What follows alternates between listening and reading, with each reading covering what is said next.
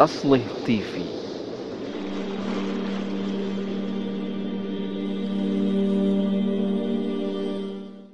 Bismillahirrahmanirrahim. Alhamdulillah wassalatu wassalamu ala Rasulillah wa ala alihi wa sahbihi wa man walah. Wala haula wala quwata illa billah. Rabbi syrah li sadri wa yassir li amri wa hlul 'uqdatam min lisani yafqahu qawli. Subhanaka la ilma lana illa ma 'allamtana innaka antal alimul hakim. Allahumma anfa'na bima 'allamtana wa 'allimna ma yanfa'una wa zidna ilman yanfa'una fid dunya wal akhirah. Allahumma inna na'udzubika min 'ilmin la yanfa' wa min qalbin la yakhsha' wa min nafsin la tashba' wa min da'watin la yustajabu laha, amma ba'd. Assalamualaikum warahmatullahi wabarakatuh. Alhamdulillah, sahabat asli hafizakumullah, kita bersyukur kembali dalam majelis kitab Asrarus Salah wa Muhimmatuha lil Imam Hujjatul Islam Abu Hamid Al-Ghazali rahimahullahu ta'ala. Yang di pembahasan kali ini insyaallah kita akan masuk kepada tema baru atau judul baru, yaitu Hikayat wa Akhbar fi Salatil Khashi'in radhiyallahu anhum. Bismillah, kita baca kitabnya. Bismillahirrahmanirrahim. Qala al-mu'allif rahimahullahu ta'ala wa nafa'ana Allahu bi ulumihi fid dharain. Hikayat wa Akhbar fi Salatil Khashi'in. Kisah-kisah atau tentang cerita-cerita atau kisah-kisah tentang orang-orang saleh yang khusyuk dalam salatnya. Baik, bima yatawaladul khusyuk wa fima yakun. Khusyuk itu melahirkan apa? Khusyuk itu melahirkan hal apa saja? Di sini ditanda tanya ya. I'lam annal khusyu'a thamratul iman. Ketahuilah bahwa khusyuk itu adalah buah dari keimanan itu sendiri. Wa natijatul yaqin, dan hasil nilai dari atau capaian dari al-yaqin, keyakinan. Ya. Thamratul iman, khusyuk itu adalah buahnya dari keimanan. Wa natijatul yaqin, juga dari keyakinan seseorang. Al-hasil bijalalillahi azza wa jal, yang didapat dari kemahabesaran Allah. Wa man razaqa dzalik fa innahu yakunu khashi'an fis shalah wa fi ghairi shalah. Barang siapa yang diberikan atau diberikan rizki berupa khusyuk dalam salat, atau dianugerahi oleh Allah khusyuk dalam salat, maka ia telah dianugerahi khusyuk dalam salat juga di luar salat. Ya. Baik ketika salat ataupun di luar salat. Apa sih maksudnya khusyuk itu? Nanti kita jelaskan khusyuk di dalam salat dan khusyuk di luar salat. Baik. Bal fi khalwatihi, tidak hanya di salat seseorang, tapi dalam kesendiriannya dia khusyuk. Dia tunduk kepada Allah. Wa fi baitil ma' inda qada'il hajah, bahkan ketika seseorang di toilet, dia tetap khusyuk kepada Allah, jiwanya bersama Allah. Fa inna mujibul khusyuk ma'rifatu ittila'illahi ta'ala 'alal 'abdi wa ma'rifati jalalihi wa ma'rifati taqsiril 'abd. Karena di antara hal-hal yang menjadi konsekuensi dari khusyuk seseorang itu adalah dia sadar bahwa dia dalam pantauan Allah. Allah senantiasa memperhatikannya. Kemudian ma'rifatu jalalihi, seseorang hamba meyakini atau mengetahui kebesarannya Allah, kemahabesarannya Allah. Wa ma'rifatu taqsiril 'abd, juga seorang hamba menyadari dan mengetahui tentang taksir atau totalitasnya seseorang atau tidak sempurnanya seseorang hamba itu. Fa min hadhil ma'arif yatawaladul khusyuk wa laysat mukhtassan bis shalah. Dari hal ini, dari ma'rifat, dari pengetahuan seseorang tentang Allah, tentang kebesaran Allah, maka khusyuk tidak hanya diperoleh ketika sholat. Artinya tidak hanya khusus dalam sholat seseorang.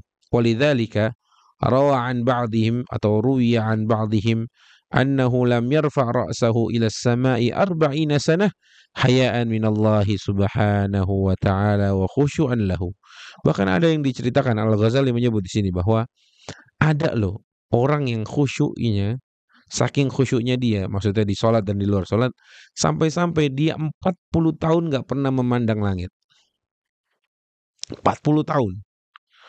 Ya, bayangin nggak pernah memandang langit tuh karena di sana ada Allah, karena tunduk gitu ya, malu sama Allah, hayaan wa khusyu'an lahu, dan khusyuk karena Allah ada di langit gitu. Maka dia nggak pernah melihat belalakkan matanya ke arah langit itu, masya Allah. Wa kana Rabi, ada namanya Ar-Rabi bin Khuthaim.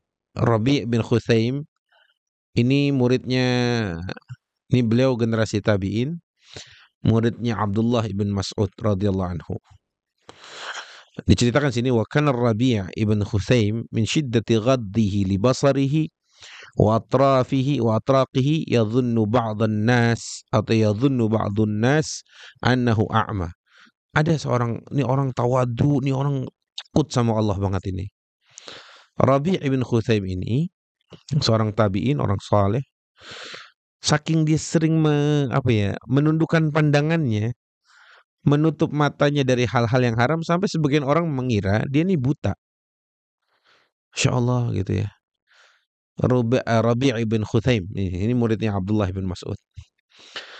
Ya.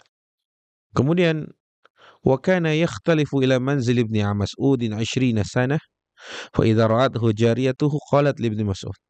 Dia berguru kepada Abdullah bin Mas'ud sekiranya mungkin kurang lebih 20 tahun.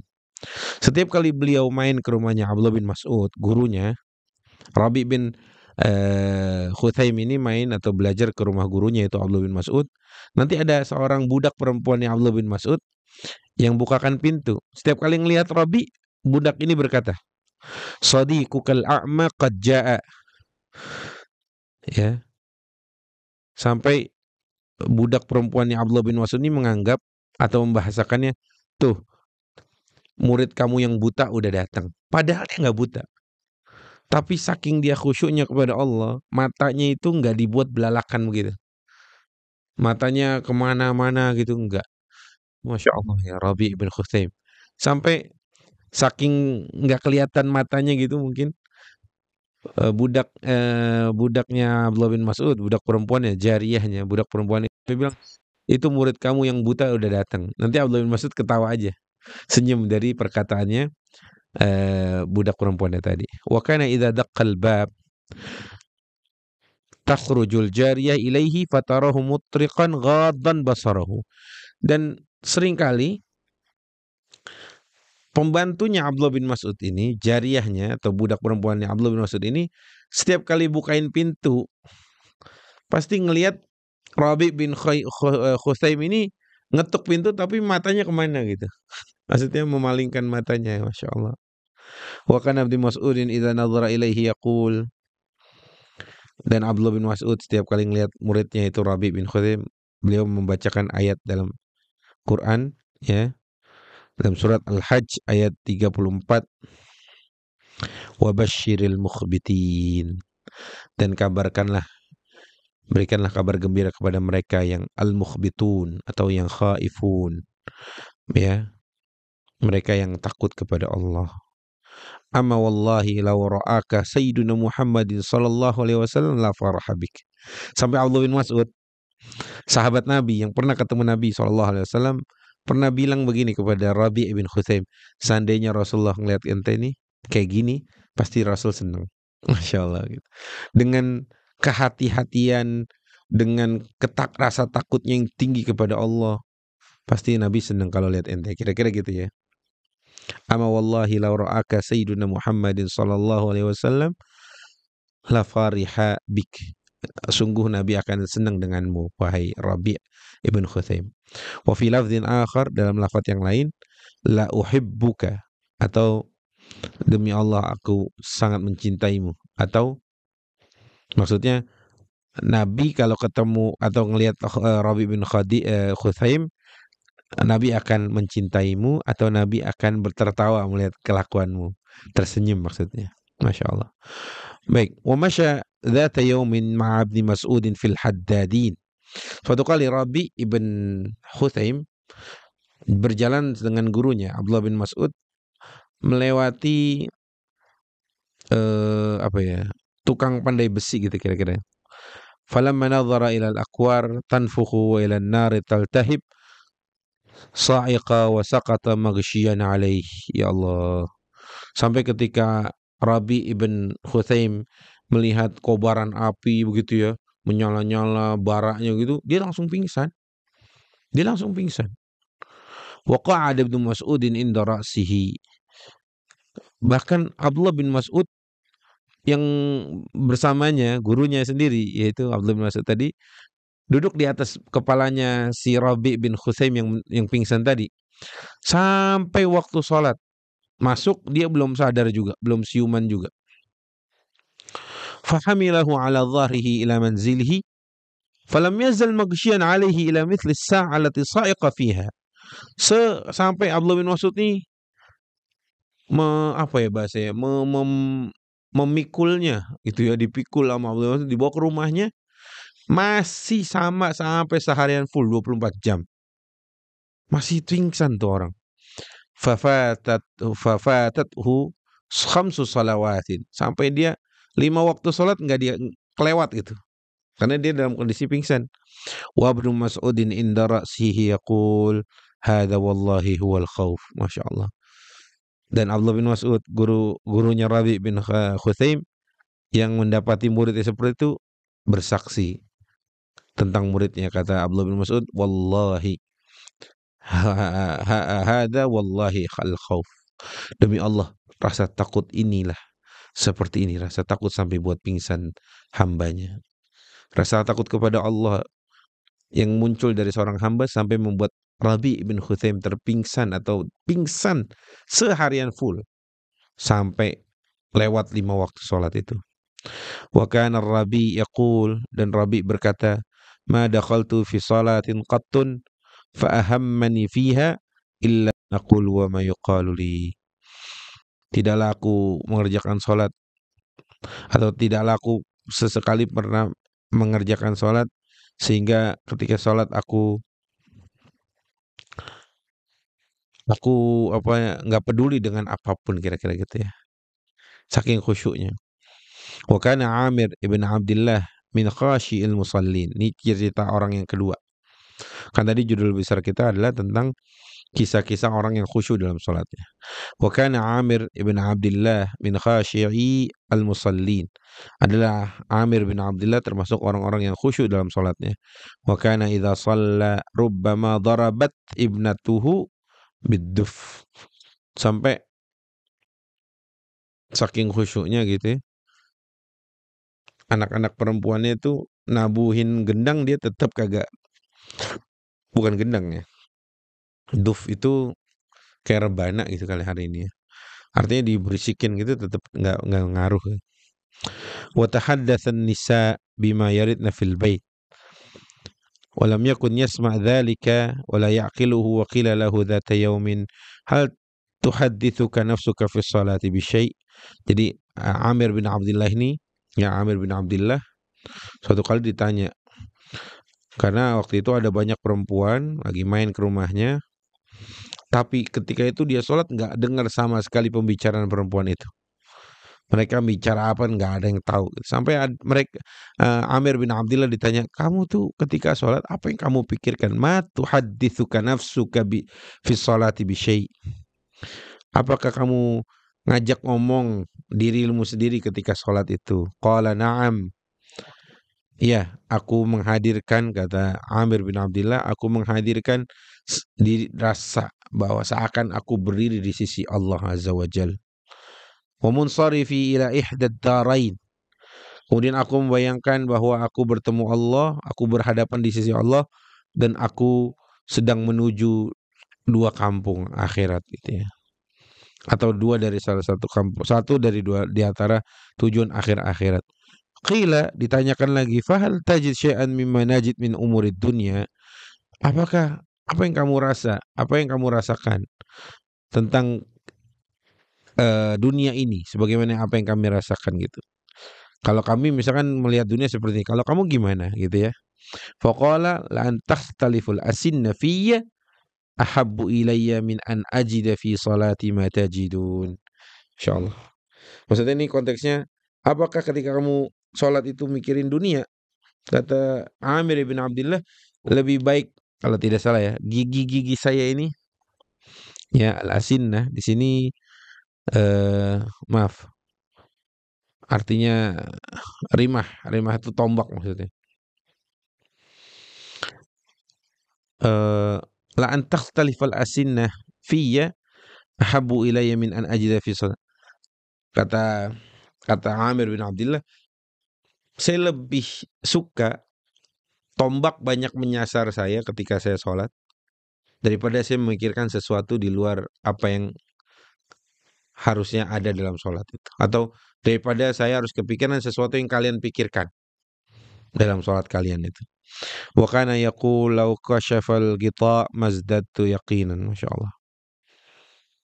Itu Masya Allah ya. Khusyuknya sampai kayak gitu. Kemudian cerita yang selanjutnya. Waqad kana Muslim ibn Yasar minhum. Ada namanya Muslim bin Yasar. Juga bagian dari orang-orang yang khusyuk sholatnya. Waqad naqalna annahu lam yash'ur bisuquti ustuwanatin fil masjid wa huwa fis shalah.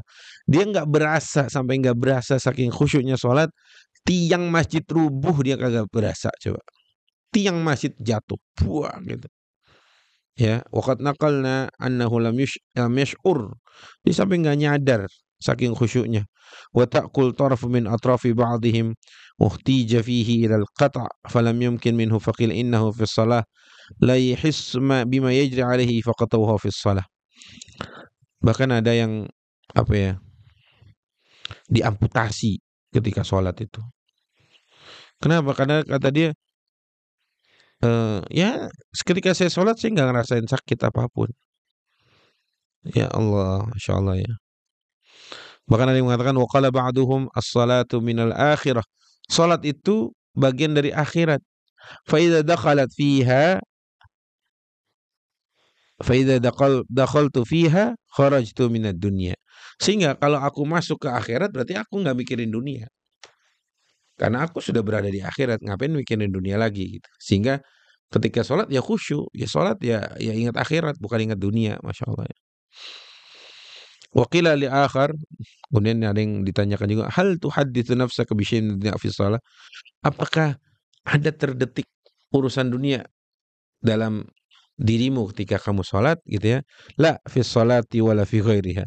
Ada juga yang mengatakan enggak dalam sholat juga enggak dalam yang lain. Artinya dunia enggak masuk di hatinya gitu. Mau dalam sholat, mau dalam enggak sholat gitu enggak masuk dunia itu. Wasuila ba'duhum, juga ditanyakan kepada sebagian para ulama, hal tazkur fi sholati syai'an? Apakah kamu pernah mengingat apa gitu dari ketika kamu sholat gitu ya? Dia menjawab, wahal syai'un ahabbu ilayya minas shalah fadhkuru fiha. Memang ada yang lebih aku cintai dari sholat sehingga aku harus mengingat-ingat di dalam sholatku sendiri. Artinya ngapain saya harus menyebut yang lain kalau sholat sudah menjadi sesuatu yang paling aku cintai gitu kira-kira. Masya Allah. Wa kana Abu Darda radhiyallahu anhu yaqul, Abu Darda sahabat Nabi yang mulia, ahli ibadah, ia berkata, min fiqhir rajuli an yabda'a bihajatihi qabla dukhulihi fi shalah liyadkhulu fi shalah wa qalbuhu farik. Termasuk di antara fikihnya seseorang itu atau kecerdasannya seseorang itu dalam urusan fikihnya adalah dia mengerjakan sesuatu hal apapun sebelum sholat sehingga ketika sholat dirinya tidak ada urusan apapun dari dunia ini. Karena udah dirakuin semua, karena udah selesai semua. Wa kana ba'duhum yukhaffif shalah khifatal wiswas. Juga ada yang sebagian mempersingkat sholat karena takut ada waswas syaitan yang masuk. Waruya anna Ammar ibn Yasir shalla salatan fa akhaffaha faqila lahu khaffafta ya abal yaqadhan faqala hal ra'aituni naqastu min hududiha syai'an qalu la qala inni badartu sahwa syaitan inna Rasulullah sallallahu alaihi wasallam qala innal 'abda la yusalli as-salata la yuktab lahu nisfuha wala thuluthuha wala rubu'uha wala khumusuha wala sudusuha wala ushruha. Ini ceritanya gini. Ammar ibn Yasir pernah ditanya, kenapa kamu mempersingkat sholat? Kata beliau, hal ra'aituni naqastu min hududiha syai'an? Apakah aku benar menyingkat, mengurangi gitu ya, mempersingkat apa yang menjadi batasan-batasan sholat tersebut? Mereka menjawab tidak. Qala inni badartu sahwa syaitan. Aku tuh supaya aku nggak diganggu setan ketika aku sholat. Ya, makanya mungkin aku cepetin atau aku ringankan gitu ya bacaannya. Karena aku teringat Nabi bersabda, "Innal 'abda la yusallis salata la yuktab lahu nisfuha wa la thuluthuha wa la rubuha wa la khumsuha wa la sudusuha wa la 'ishruha." Ada orang yang ketika sholat pahalanya ya setengahnya, sepertiganya, seperempatnya sampai sepersepuluhnya. Wa kana yaqulu innama yuktabu lil 'abdi min sholati ma aqala minha. Orang itu dapat pahala dari sholatnya apa yang ia sadar, ma'aqala, apa yang dia fahami gitu ya. Wa yuqal anna Talha wa Zubair wa ta'ifa min as-sahaba radhiyallahu anhum kanu akhaffan nasi salatan wa qalu nubadiru biha waswasat syaitan.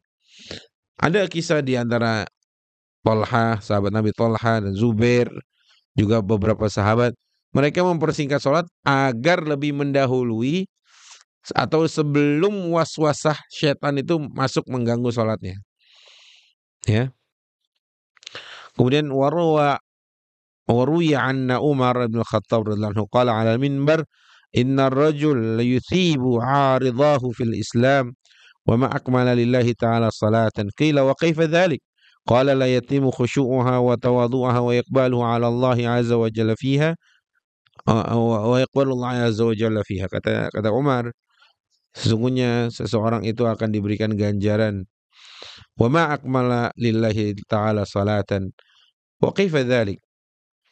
Ada juga orang yang tidak bisa mendapatkan pahala yang utuh dalam sholatnya. Kenapa? Kata Umar, la yatimmu khusyu'aha, enggak menyempurnakan kekhusyuannya, tawadhu'nya kepada Allah, dan rasa menghadap Allahnya kurang. Itu bisa jadi apa ya? Kurang apa namanya pahalanya gitu ya. Wasuila Abu Aliyah an qawlihi alladzina hum an salatihim sahun. Abu Aliyah ditanya tentang firman Allah alladzina hum an salatihim sahun. Ia menjawab huwa alladzi yasu fi salatihi fala yadri ala kam yansarif ala syafa'in aw ala witr. Apa yang dimaksud dengan alladzina hum an salatihim sahun? Mereka yang dengan salatnya mereka lalai. Kata Abu Aliyah adalah mereka yang ketika sholat indikatornya kenapa dia bisa lalai, dia lupa dia ngerjain di rakaat ketiga atau rakaat keempat. Ternyata gitu ya sudah lalai. Dan mungkin kita nih sering, saya pribadi khususnya, semoga Allah ampuni kita atas kelalaian kita dalam sholat kita itu. Baik, itu termasuk sebuah kelalaian. Wa qala Al-Hasan Al-Basri rahimahullah berkata, huwallazi yaswa an waqti shalah hatta takhruj. Beliau memaknai alladzina hum an salatihim sahun, mereka orang-orang yang lalai adalah mereka yang lalai dari waktu sholat sampai waktu sholat sudah keluar dia belum sholat juga. Sampai waktu sholat zuhur sudah selesai misalkan dia masih belum sholat juga. Itu sahun. Lalai. Wa qala ba'duhum, ada juga yang mengatakan huwallazi in sallaha fi awalil waqt lam yafrah wa in akharaha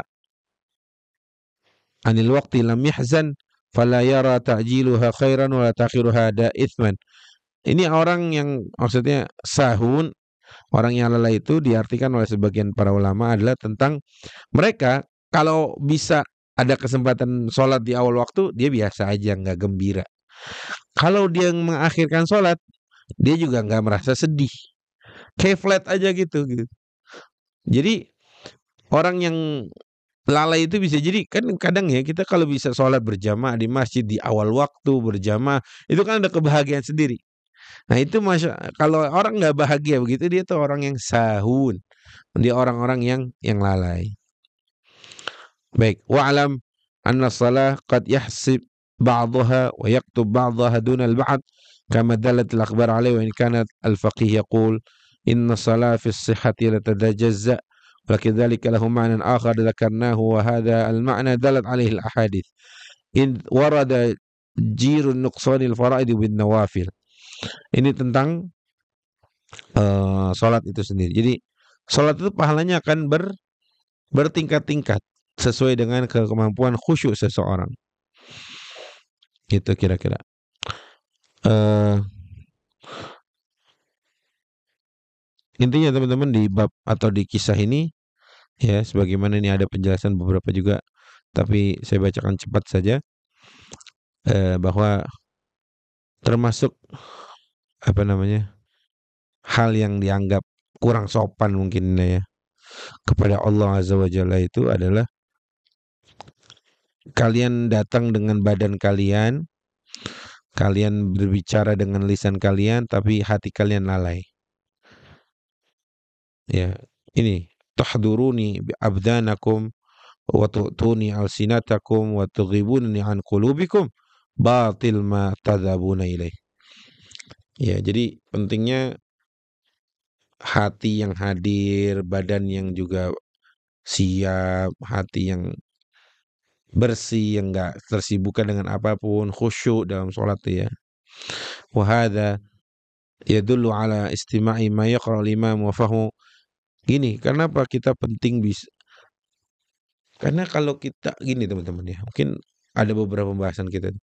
Kalau yang membantu kita khusyuk itu kan kita paham gitu.